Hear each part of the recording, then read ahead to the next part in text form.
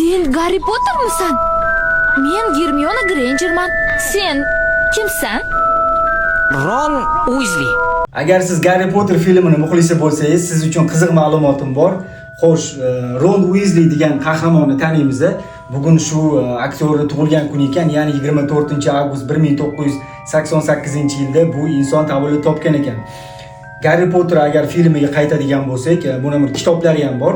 Kinodan oldin albatta kitobi chiqqan va bu kino 2026-yilda bu kino chiqqaniga naq 25 yil bo'ladi.